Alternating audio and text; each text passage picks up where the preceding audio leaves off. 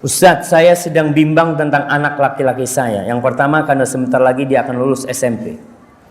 Saya juga bapaknya ingin memasukkan dia di pondok.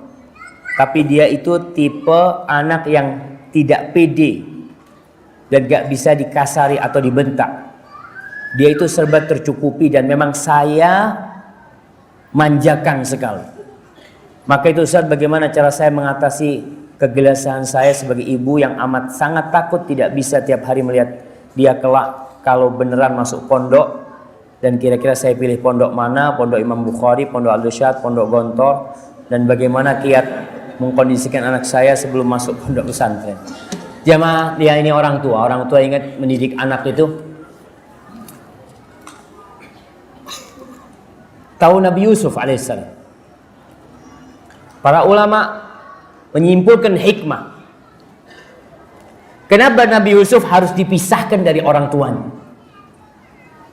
Mereka mengatakan, kalau Nabi Yusuf tetap sama orang tuanya, dia tidak akan menjadi apa-apa. Dia hanya akan menjadi anak yang dimanjakan oleh kedua orang tuanya. Oleh karena itu Allah pisahkan Nabi Yusuf dari orang tua. Bayangkan Nabi Yusuf anak yang paling dimanja. Sehingga semua dimanja, sehingga kakak-kakaknya itu iri dengan Nabi Yusuf. Akhirnya apa yang terjadi? Dibuang Nabi Yusuf, dipisahkan dari orang tuanya, dibuang ke sumur, kemudian dijual sebagai seorang budak, dibawa ke Mesir. Kemudian perjalanan hidup godaan dan tantangan, rintangan yang dilalui oleh Nabi Yusuf, sampai akhirnya Allah angkat menjadi seorang Nabi dan Rasul. Maka orang tua ketika mendidik anaknya dengan cara yang memanjakan akhirnya dia sendiri yang salah.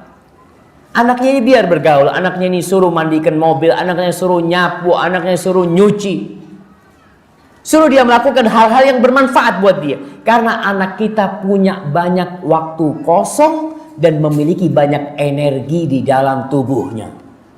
Kalau waktu kosong dan energi itu tidak diarahkan kepada yang positif, maka dia akan sehat jempolnya saja. Nah, ana rasakan anak-anak Masya Allah. Di rumah itu istri ana punya HP, anak-anak itu hafal dengan passwordnya. Kalau ibunya sudah masak, itu HP ibunya rebutan mereka semua. Jadi yang sehat apa? Jempol. Maka tolong orang tua sekarang ini sebelum memasukkan anaknya ke pesantren, mulai dididik menjadi seorang lelaki. Anaknya tidak bisa dikasarin, mulai dikasarin. Saat nangis, iya dia nangis sekali, 2 kali, 3 kali, 5 kali, insya Allah masih nangis. Nah, tapi setelah itu mulai nih, dia akan tumbuh. Oh, masa aku harus nangis?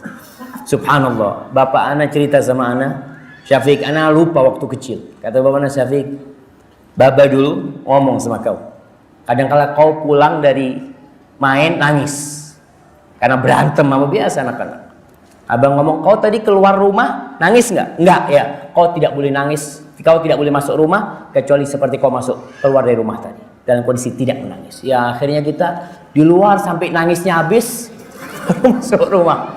Tapi anak-anak perlu dididik keras sampai dikatakan wa qasari yazdajiru wa man yaku haziman falyaqsu ahyanan ala man yarhamu. Sebagian orang itu keras kepada anak-anaknya karena kasih sayang.